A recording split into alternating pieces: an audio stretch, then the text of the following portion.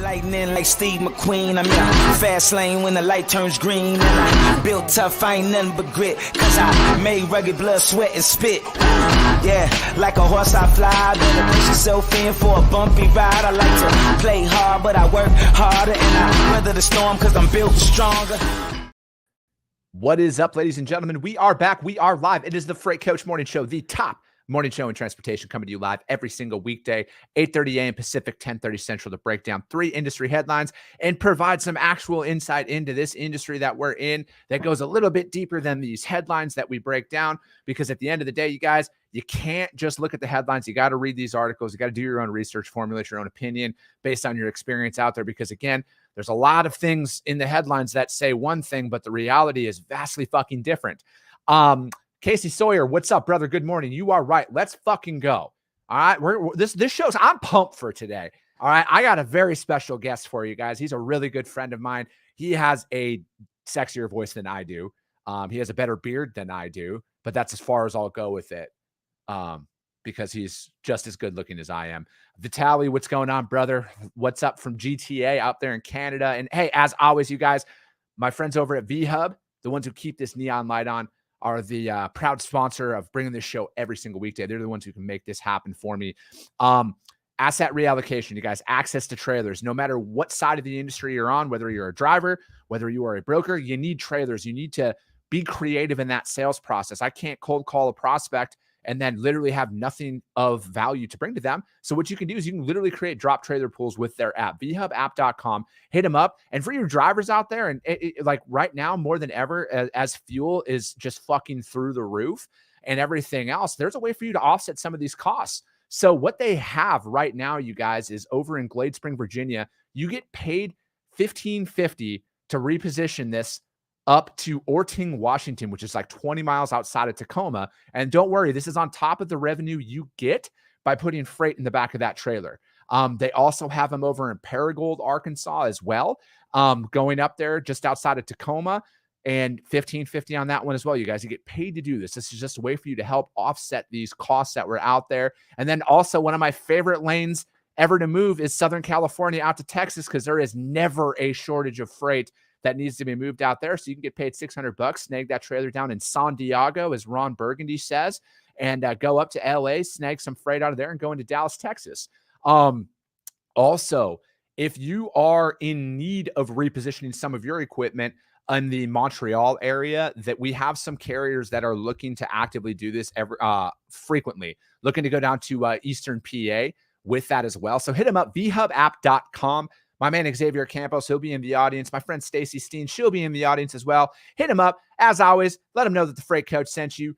Bob, good morning, sir. B Logis X. I'm probably fucking up that name. I'm sorry. Welcome.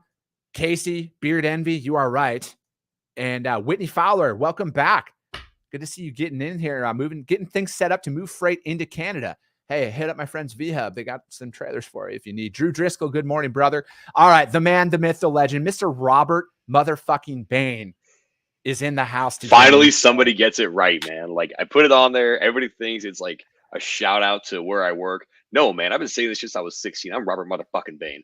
That's right. Dude, and that's one of the favorite, like, because you posted something a while ago. So Robert and I talk a lot. Robert's a really good friend of mine. And was it your daughter at a powerlifting meet says, I'm Lily motherfucking Bain?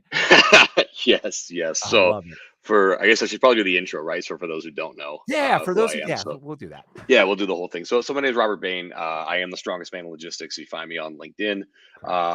Jennifer Carbis Romaine, what's going on? Right. I don't know if you, the folks in the audience, are excited for that, but so I am a consultant with Metaphora. I've been in the space for about 15 years.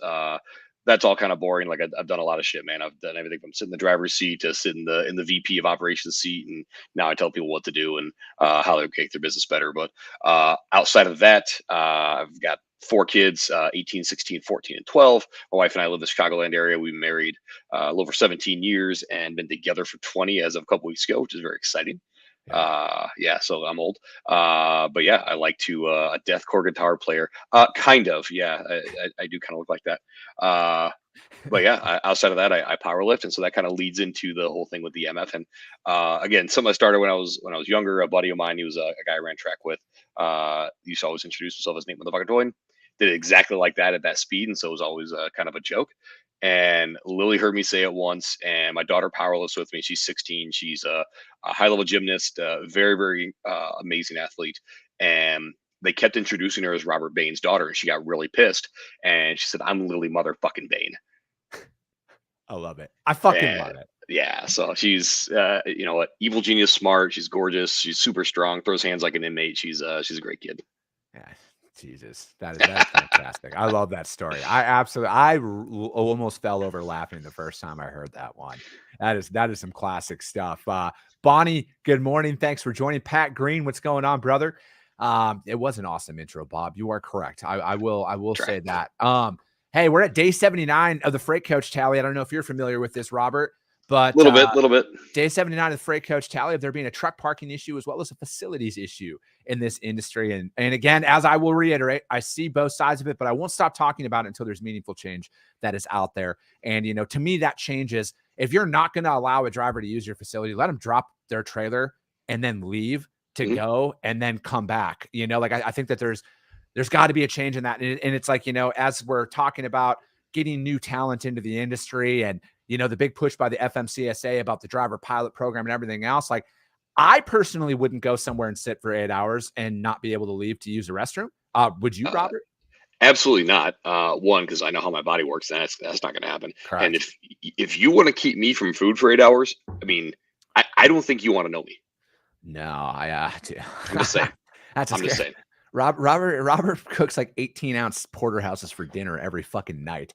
It's not wrong. It's not wrong. I've actually got a 3-pound tomahawk that's thawing for the weekend. So God, I love it. Corey Morris, good morning.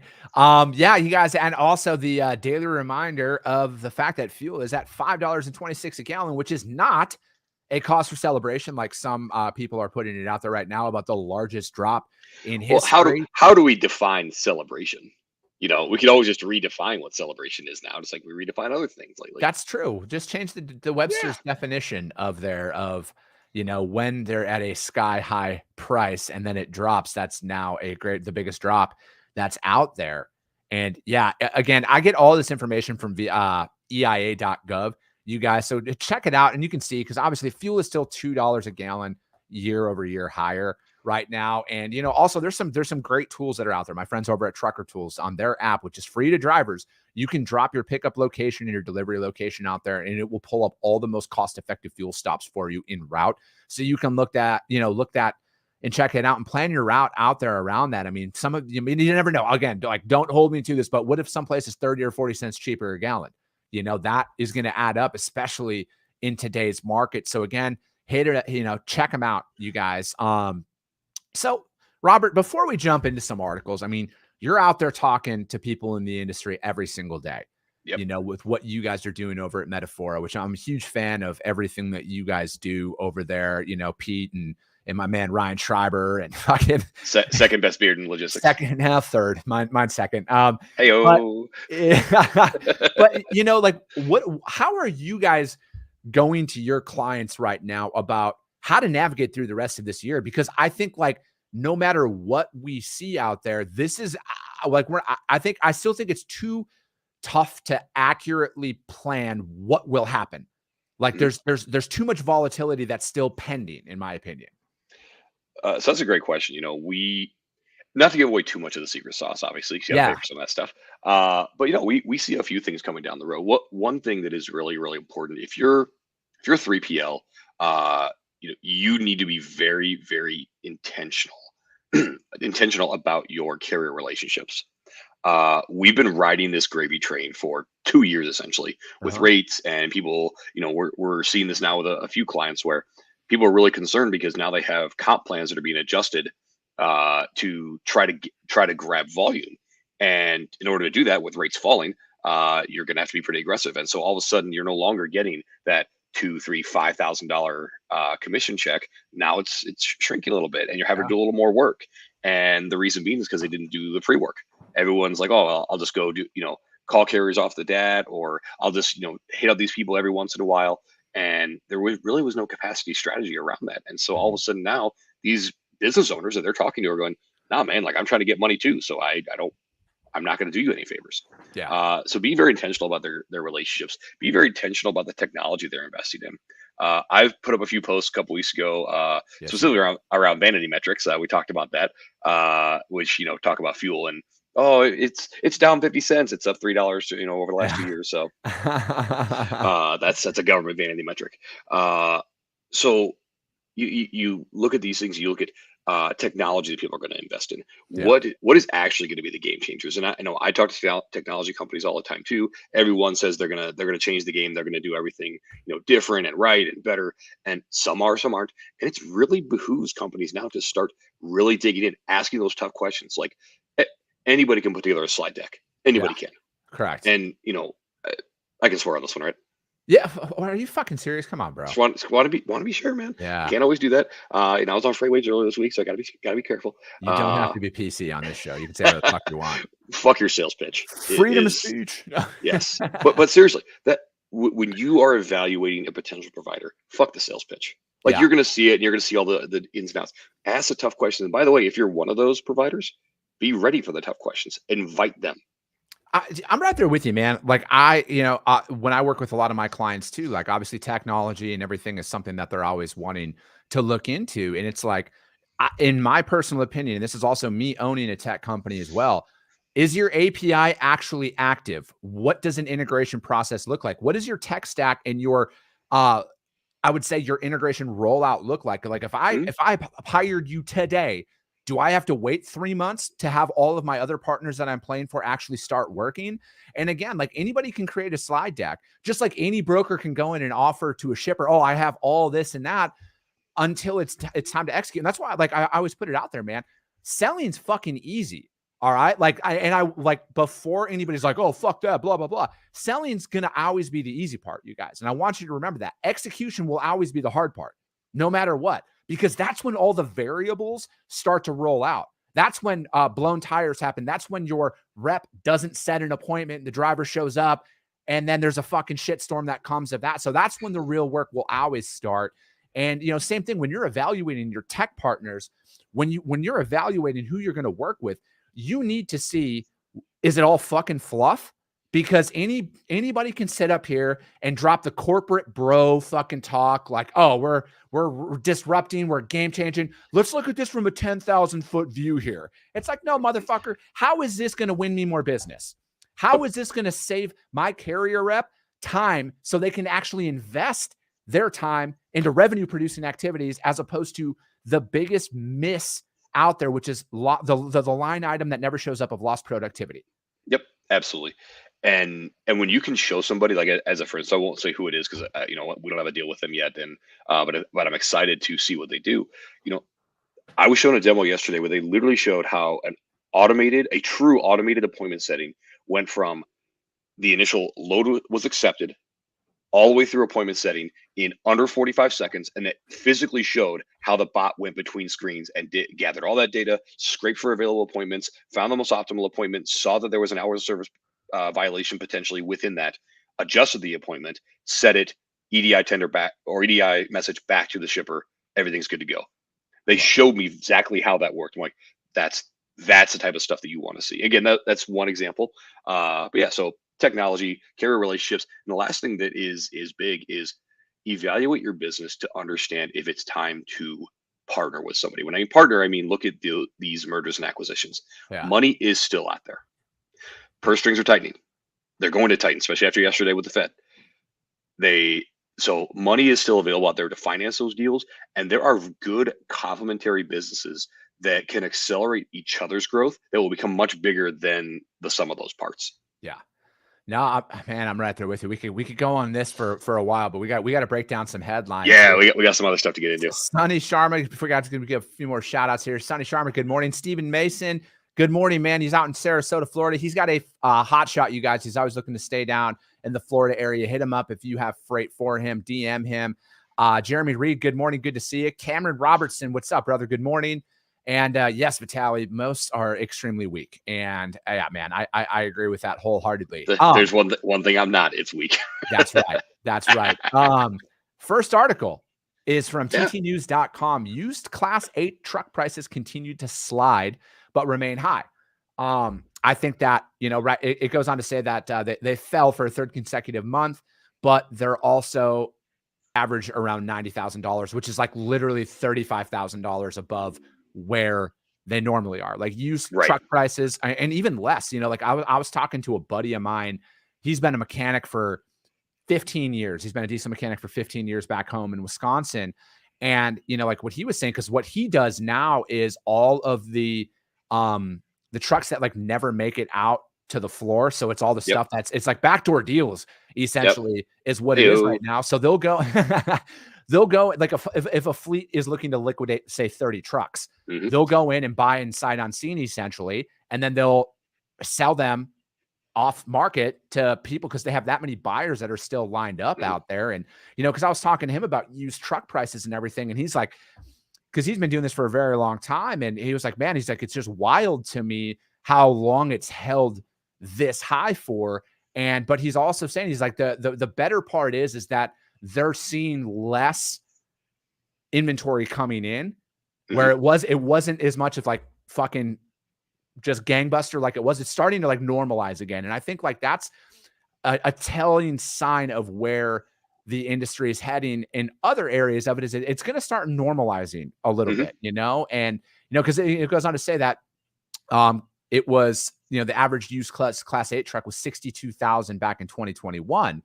And, so like, what, like, are you guys working with anybody on this right now on their fleet strategy? Is it, cause I think like, with what a lot of people need to look at is, like when we're talking about the seasonalities of things, watch what the large fleets do in the down markets. They're out there buying in these markets. They're not waiting, they're buying. Yeah, so I see a few things, and now we're not working directly with anyone on any type of asset strategy currently. However, we are talking to a lot of our clients about like location strategy and where that plays into it. So if you have a location, say in the Pac Northwest, do you want to start getting rid of trucks right now because with weather coming up and with again this pent up demand, does it make sense to get rid of your fleet? Does it make sense to expand it? Same thing if someone's in the southeast. Does it make sense right now to either adjust where your fleet's going to be located, or does it make sense to buy or sell? So we're doing some of that with some of our clients right now. I'm just having some of those conversations. It was interesting that was part of the article, and I think this is also telling is we're also starting to see the prices being paid for maintaining fleets longer. And not recycling them. Typical life cycle for those large carriers are going to see 3-4 years, and now we're seeing average life cycles of 7 years on some of these coming to the used market, which means that their half life is going to be less after this second sale. And so that's what I think is interesting and telling. So what I do feel you're going to see is some of these are just going to get stripped out for parts because the parts market is still so fragmented and still so still jacked up. I think that's a good take on that. I wouldn't be surprised if some of them, because again, it's like, are you really going to buy a truck with 1 million miles on it, or 1.5 million miles, or even one with 600,000? Does it make sense? Are you going to get more if you get the parts out of it? And hold on to that chassis, and then either throw a day cab on there or rebuild it later as the parts market starts to normalize. Yeah, it's because again, there's still ways you can get the bag and still have some of the advantages of the the former CUFID market. Yeah, I know. I get it, man. I think it's going to be interesting. Again, I think that this is a trend identifier for those out there who, maybe they got everything paid off before the market spiked, and now they're sitting on a piss pile of cash. And I think like if you're out there, this is the time. Like pay attention to what because they interviewed a lot of large brands in there, and they tell about their strategy. And that's the thing is it's like those guys are, you might not have the purchasing power to go in and buy 50 trucks or anything like that. But if you're going to wait until maybe end of summer, and then you're able to buy 2 new trucks or new to you trucks onto your fleet for half of what they're selling for right now. I mean, again, it's buy at the dip. Buy at the dip and pay attention to that. Again, that is from ttnews.com. Use class and also understand too, it's to finalize that is money is not going to get any cheaper over the next 24 months at all. And realistically, you're not going to see it get cheaper until after November of 2024. Yeah, I would agree with that. Yeah, that one's ttnews.com. Used Class 8 prices continue to slide in June, but remain high. And again, you guys, I post all these links to these articles out there on my YouTube channel, Coffee, or the Freight Coach, as well as the podcast platform, Coffee with the Freight Coach, where the audio only version of this will be thrown up here a little bit later on today. And next one, I purposely waited because I wanted to hear it. You wanted to hear it. Yep. I heard it. Don't worry, it's an energy drink for anybody out there who's listening to that. Listen, man, it's 5 o'clock somewhere. I do what I feel like. I'm a grown-ass man. That's true. This one's from joc.com. U.S. LTL trucking in a good spot, the Old Dominion Freight Line CEO says. Mm-hmm. So are you guys out there right now? Because like LTL has never really been my specialty. Like I'm more of a truckload, over-dimensional, open deck experience in this, man. So like, because you did LTL for a while, if my memory serves me right? I've played around with just about everything. It's interesting too because I've done some studies around ODFL specifically, and then it's the LTL sector in general. Yeah. One I would highly recommend if people don't follow Curtis Garrett, go do it right now. I was like, what do you mean don't follow? I'm like, follow Curtis Garrett. I fucking watch his shit. If people don't, go follow. Very, very wise man when it comes to LTL, and some great insights on that. But I mean, the LTL space is certainly one people are looking at, and the LTL space grew quite a bit because of production issues. People weren't producing as many full truckloads, and so hey, just to get product to market, because they understand if your shit's not on the shelves, you're not selling to anybody. Yeah, I don't care what supply chain issue or whatever email you send someone, you got to still have stuff on the shelves. And so I think that and we saw that the LTL market continue to grow, and ODFL though specifically, and they're a great example of actually doing what they say they're going to do. Yeah, hear this now. Because I know there are CEOs, there are executives that listen to your show, and if you're going to hear this, hear it for what I'm saying. ODFL does what they do. They are an LTL provider, and that's it. Yep. They have other services, and they'll talk about their other services, but you know what they're really fucking good at? LTL. They're really fucking good at. They're so good that they're more expensive. They tell you they're going to be more expensive, but guess what? You still go to them, because when they say it's going to get picked up, it gets picked up. When they say it's going to be delivered, it gets delivered. Yeah. Full stop. Yeah, I love it. I mean, because to Matt Leffler's point, good to see you in here, buddy. Yes. They crushed it. Their fucking operating ratio was 69.5%. Nice. They fucking throat stomped out there, dominated. As a capitalist at heart, I fucking love to see it. Here's how I look at that. Mm-hmm. Now, I always say, strongest man in logistics, whatever, and that's measured by 3 things: a squat, bench, and deadlift. But I'll tell you what, I'm a really good squatter. I'm really fucking good at it. He is. The videos. And yeah. So I know, like, my total, at least 50% of it is going to come from that squat, always. And I know that I can kind of dishearten almost every other opponent with that. ODFL plays to their strength. That's what they do. See, and I'm right there with you, man. It's like, I think to me, it's knowing your core competency and hammering down on that. Like with my business and everything, man, like I'm not a sales trainer for every industry. I know trucking and brokerage. That's my core competency. And that's all I fucking do.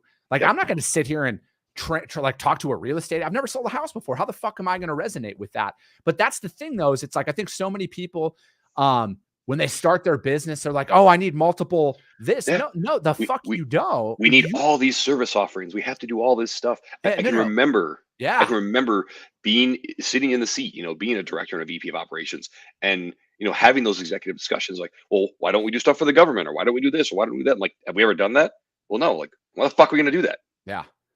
And that's exactly why are we going to open up. Why are we going to open up a flatbed division? We've moved 4 flatbeds over the last 5 years. Yeah. Why do we do that? No, I'm right there with you. I'm right there with you, man. And again, it's like, I talk to people about this all the time. It's like, there is so much more freight out there than anybody ever thinks. There's a lot more than you think, but the thing is you always want to revert back to easy. Everybody wants to say, I would say 90% of the brokers all fight for the same freight. 90% of them. And that's why, but like the 10% that are like 53-foot dry van, that's all they want. Yeah. 53-foot dry van, 30,000 pounds, first come, first serve power lanes. Get out of my way. I'm going to go take 1 pick, 4 drop loads, reefer, fucking, you name it, over dimensional, heavy haul. I'm taking all that shit because there is more fucking freight out there than you guys can even quantify. I Mhm. guarantee you. I guarantee you. And that's what I love about this article, is talking about that. And then especially, you know, knowing how Old Dominion is, man, like this is what we do. We're not fucking shying away. And to Yep. Vitaly's point, they're pretty good and their prices are beefy, but it makes sense for service. Yeah. Catherine Whitehouse says good stuff, Robert. And then my man, Tyler Burkhofer, congratulations. He actually just had a child here. Oh, He's congratulations. new owner op, man. He started back in October and everything. He's got 3 young kids now. He's a former police officer. Now he's driving and building up the American dream. He's got a flatbed now, you guys. He's got a 48-foot flatbed spread axle. If you have any freight out there in the Washington area, outbound Washington for flatbeds, hit him up, DM him, and get him some business out there. Slide in those DMs, baby. Slide into those DMs. And Kyle Provost, he's my business partner over at Broker Carrier, company that differentiates on product rather than price or promotion like everyone else. Now, amen to that. And their product, honestly, sorry to just harp on ODFL, it's execution. That's their product. Yeah. And they, at least in the LTL space, they are one of the best at it. And here's the thing, like the companies like your FedExes, even your UPSs, like they have reach. They definitely do. They've got great reach and they have a lot of, options. But at the end of the day, ball don't lie. Ball don't lie, baby.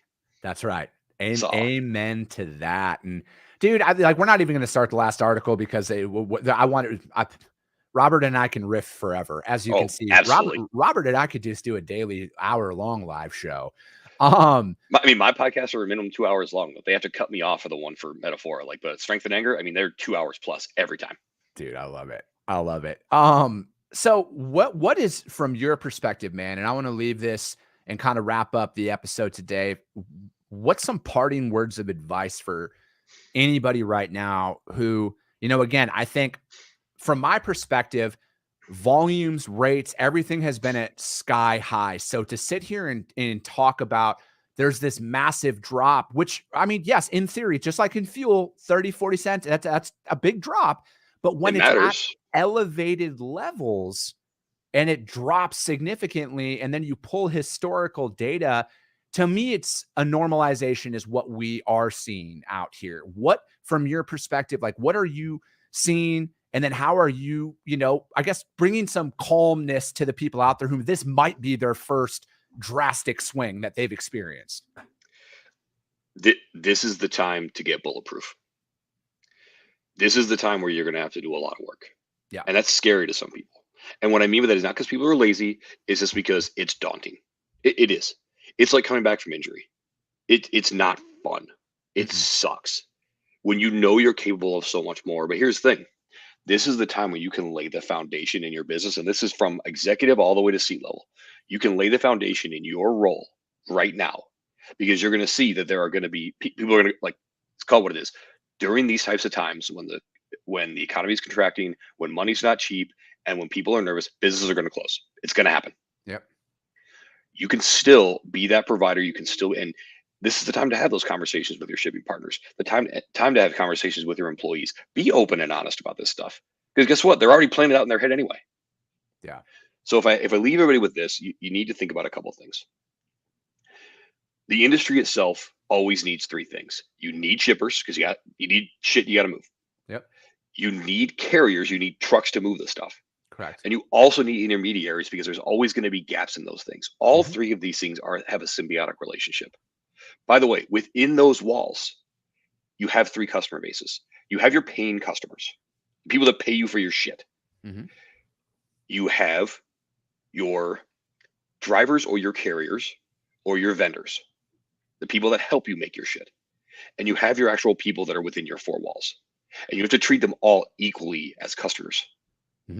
All 3 of those are symbiotic. And then all 3 of those entities, shippers, carriers, and intermediaries, are also symbiotic. We have to get away from this idea. You and I've talked about this at nauseum of, well, now it's my turn. Everything swung back to one way or the other. Time to put, you put my guy in the hospital, I'm putting your guy in the morgue.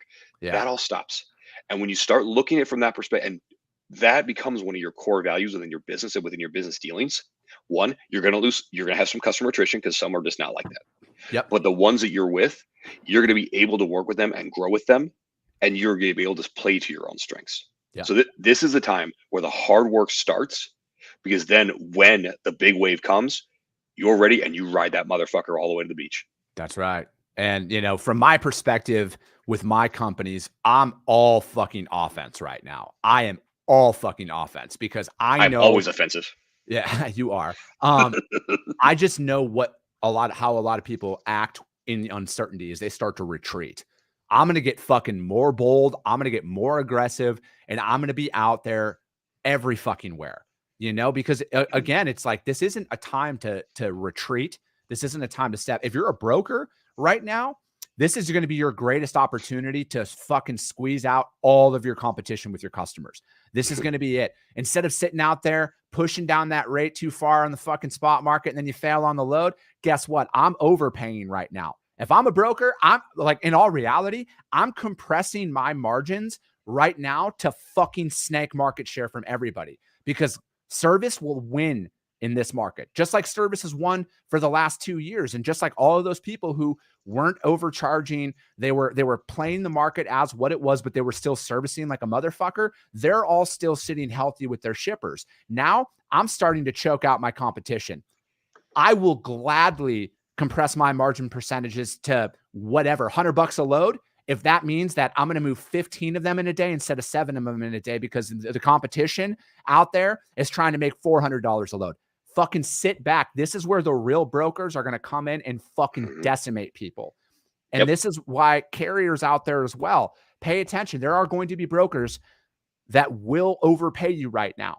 They will overpay you right now. So you undercharge them when the market flips, and there's that balancing act, and it's going to happen. It's a beautiful fucking thing. It's a lot of work. And I'm never going to sit up here and say that it's going to be easy because it's not fucking easy at all. It's very fucking challenging when it comes down to your commission check starting to get compressed, but you have to play the long game because where we're in right now, again, as you've seen over the last 2 years, this shit is going to fucking start creeping back up again. And then you will only make, like, if you're going to play in dry van and reefer, you're only going to make your money with volume. You're not going to get one hit wonders like you might have gotten over the last 2 years. That's not going to happen. Those days are gone. It's a volume play right now. Absolutely. And here's the thing. When it's a volume play, this is the last thing I know over. When it's a volume play, if one load doesn't come through, it's not as painful. When I'm moving 700, 800, 1,000 loads a month on my regular carriers and their wheels are moving, my customers' freight's moving, my customer's not looking for new providers. Yep. Because they want the easy button too. Exactly. Well, that's it for today, you guys. We'll be back tomorrow. I'll be live from Indianapolis tomorrow morning. I'm flying out there tonight. I'm going to be with my friends at Cox Automotive. They're having a technician event out there where they're highlighting what they're doing out there from a diesel mechanic perspective. And because that's another part of this industry that nobody talks about, the pending technician shortages that they're experiencing out there. So I'm going to be live from my hotel room on that one because Friday, Saturday, I'm going to be at that event. I'm very fortunate to be able to go out there and spend a few days and learn even more about this stuff. But again, we'll be back tomorrow. The Freight Coach Morning Show, the top morning show in transportation, coming to you live every single weekday, 8:30 a.m. Pacific, 10:30 Central, to break down 3 industry headlines for you. I appreciate you guys all